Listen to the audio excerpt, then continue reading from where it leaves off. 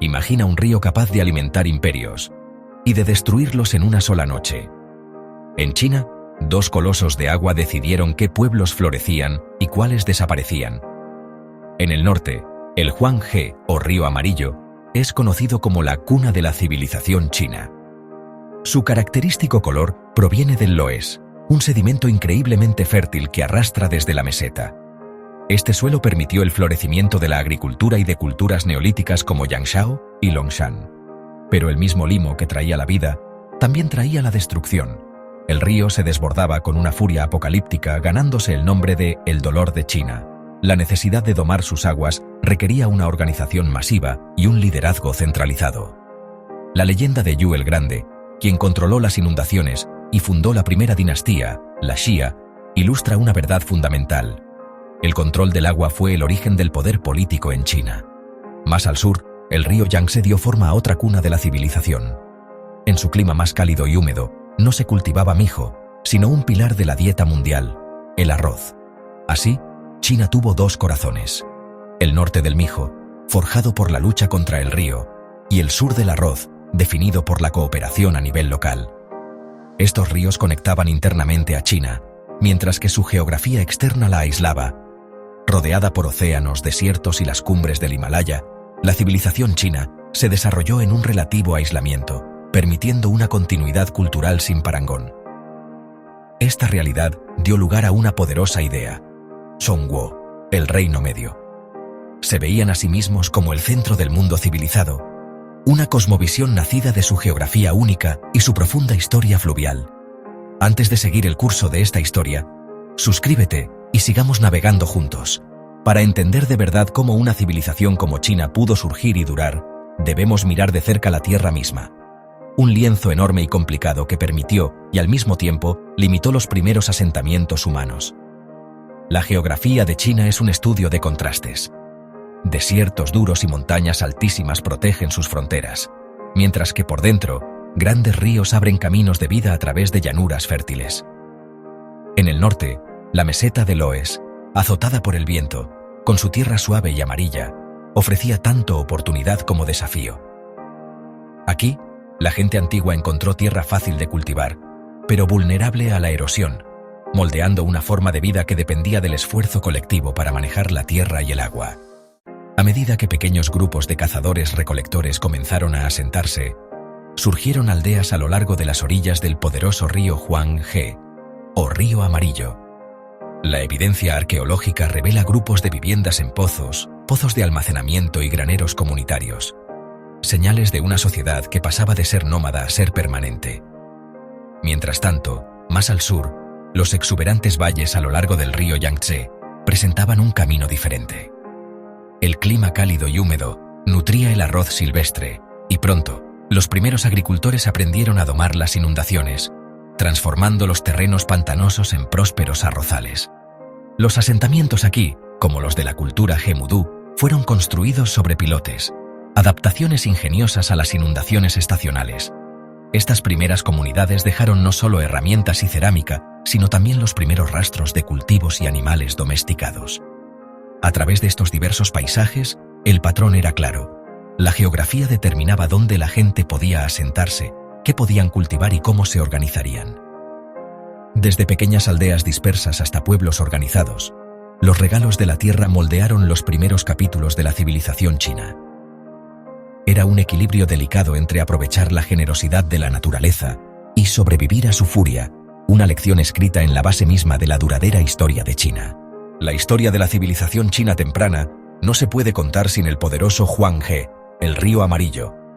Su camino serpenteante a través de las llanuras del norte fue tanto una bendición como una amenaza, ganándose el apodo de la tristeza de China por sus devastadoras inundaciones, pero también nutriendo la tierra con limo rico y fértil. A lo largo de sus orillas, las comunidades antiguas descubrieron el secreto para sobrevivir: aprovechar el poder impredecible del río. Con ingenio y necesidad, estos primeros colonos desarrollaron algunos de los primeros sistemas de riego del mundo. Se construyeron canales y diques a mano, dirigiendo las aguas vitales del río a sus campos. Esto permitió el cultivo de mijo y trigo, cultivos muy adecuados para el clima temperamental de la meseta de Loess. La agricultura floreció, y con ella, los centros de población crecieron. Las cosechas excedentes significaron que no todos tenían que dedicarse a la agricultura. Algunas personas se convirtieron en constructores, alfareros o fabricantes de herramientas, lo que llevó a nuevos oficios y roles sociales. El espíritu de cooperación necesario para manejar los riesgos del río se convirtió en la piedra angular de la vida comunitaria. Las inundaciones estacionales, aunque temidas, también trajeron renovación, recordando a cada generación su dependencia del Huanghe y de los demás. En estas primeras aldeas agrícolas, las semillas de la civilización china echaron raíces, no solo en la tierra, sino en el esfuerzo compartido para dominar la tierra. La relación entre la gente y el río moldeó no solo cómo vivían, sino en quiénes se convertirían.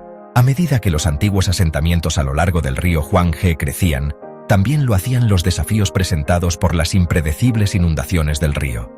Fue durante estos tiempos turbulentos que surgió una figura legendaria, Yu el Grande. Según los cuentos antiguos, Yu no solo era un ingeniero hábil, sino también un líder incansable, dedicando su vida a domar las implacables aguas. A diferencia de aquellos que antes que él intentaron bloquear las inundaciones con muros, Yu observó los ritmos del río e ideó un enfoque nuevo y radical. Canalizó las aguas, excavando canales y redirigiendo el flujo hacia el mar. Esta hazaña monumental tomó años, y la leyenda dice que Yu viajó sin cesar, sin detenerse ni siquiera por su familia, impulsado por la visión de una tierra floreciente. El dominio de Yu sobre las inundaciones no solo salvó aldeas, sino que las unió. Las comunidades colaboraron en grandes proyectos, forjando alianzas y confianza. El liderazgo y la innovación de Yu sentaron las bases de la legendaria dinastía Xia, marcando el amanecer del gobierno dinástico en China. La historia de Yu el Grande es más que un cuento de ingeniería. Es la historia de cómo el ingenio humano y el esfuerzo colectivo pueden transformar la adversidad en oportunidad, moldeando no solo el paisaje, sino el destino de un pueblo. Mientras que el río Amarillo, o Huanghe, moldeó el corazón del norte, otro río poderoso estaba transformando silenciosamente el sur, el Yangtze. Con una extensión de más de 6.000 kilómetros, las amplias y fértiles llanuras del Yangtze y su clima templado crearon el ambiente perfecto para un tipo diferente de revolución agrícola. Aquí, el arroz se convirtió en el sustento de las comunidades en crecimiento. Su cultivo exigía cooperación y una gestión cuidadosa del agua. Los agricultores aprendieron a aprovechar las inundaciones estacionales del río, construyendo intrincadas redes de arrozales y zanjas de riego. La abundancia de estos campos permitió que las aldeas prosperaran, apoyando a poblaciones más grandes y sociedades más complejas. A medida que crecían las cosechas de arroz, también lo hacía el comercio entre el norte y el sur, uniendo las diversas regiones de la antigua China. El Yangtze era más que un río. Era un puente que unía a pueblos distantes, fomentaba la innovación y proporcionaba una base para futuras dinastías.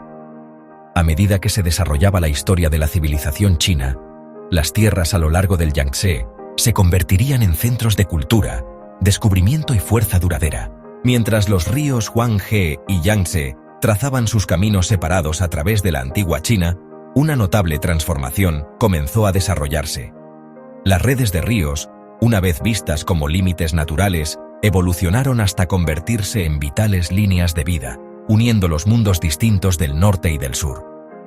Comerciantes y viajeros navegaban por estas vías fluviales, llevando no solo arroz y mijo, sino también ideas, inventos y tradiciones culturales. Con el tiempo, ingeniosos canales y ríos conectores formaron una vasta red, permitiendo que bienes y personas se movieran con mayor facilidad que nunca. El Gran Canal, una de las hazañas de ingeniería más ambiciosas de la historia, unió cientos de millas entre las cuencas de los ríos Amarillo y Yangtze, acelerando el intercambio de recursos y conocimientos. Esta creciente red de rutas fluviales ayudó a unificar las regiones, mezclando sus fortalezas únicas. El trigo del norte y el arroz del sur llenaban los mismos mercados, mientras que artesanos, eruditos y funcionarios viajaban entre ciudades, formando una identidad compartida. Los ríos se convirtieron en más que fuentes de vida.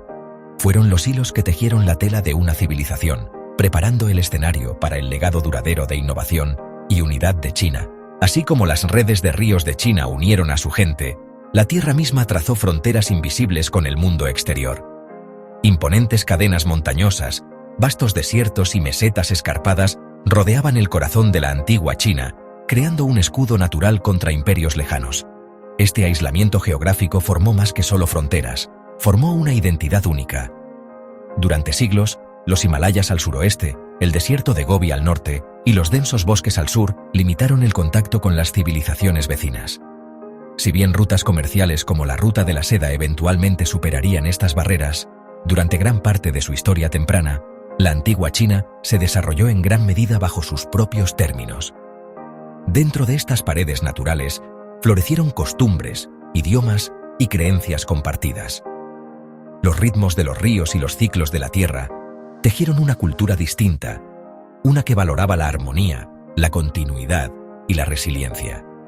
A lo largo de generaciones, este sentido de unidad se convirtió en una característica definitoria de la civilización china, profundamente arraigada en los paisajes que la protegieron y nutrieron. La geografía, que alguna vez fue una fuerza de separación, se convirtió en la base de la identidad perdurable de una civilización, una que influiría no solo en las personas que llamaron hogar a esta tierra, sino también en el mundo más allá de sus montañas y ríos. A medida que la antigua China crecía dentro de sus límites naturales, su gente veía el paisaje no solo como sustento, sino también como significado. Ríos como el Huanghe y el Yangtze eran vistos como espíritus vivientes, dadores de vida, pero también fuerzas que debían ser respetadas y apaciguadas. Las imponentes montañas se convirtieron en lugares sagrados, los hogares mismos de dioses y ancestros, mientras que los vastos cielos y las estaciones cambiantes inspiraron un sentido de orden cósmico. Esta profunda conexión con la Tierra dio forma a una cosmovisión única.